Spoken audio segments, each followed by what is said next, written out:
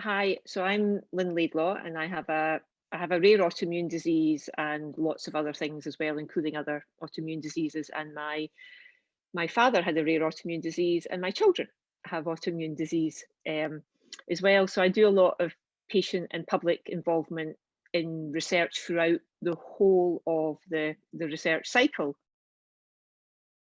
So a PPI panel is just a group of there could be patients, could be members of the public or whatever that have an interest in this, and that are brought in to help shape the research, to look at the priorities, where researchers can come and a kind of open and honest space to discuss the issues around their research, to seek insight, exchange of knowledge, and it's a two-way thing, because I get to learn about the wonderful research that's going on, and they get to hear the insight from us and say, well, yes, that might be important, but have you thought about this? This might be more important, or that outcome, or this outcome might have more meaning to patients and the public.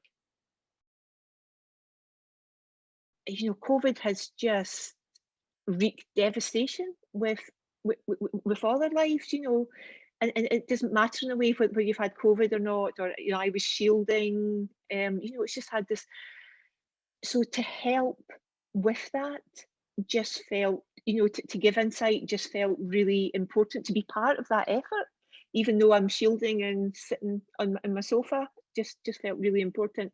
And also because I have one of the rarer autoimmune diseases, and a lot of the symptoms of COVID and what seemed to be happening on an immunological level in people's body was kind of akin to a lot of the symptoms that I had.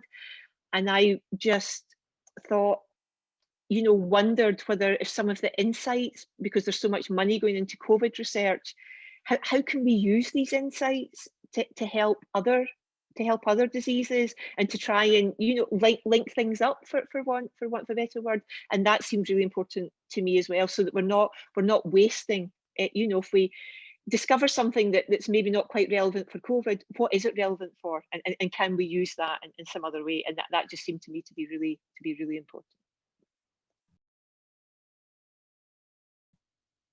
So I think, to me, research is hope, and I have a very emotional response to research, and that's what drives my involvement. So I think, in terms of COVID, even if we have a better understanding of what's happening, and if we do that would be immense. This is a new disease, and I think that we have come on leaps and bounds. But to me, it's understanding what's happened. If we can understand the mechanisms as to why some people react to the infection the way that they do, and whatever, then we can use that as a building block for doing something. I'm not expecting, the consortium is not going to be the whole answer, but the fact that it's started and that it's making progress gives me hope, and we all need some hope just now.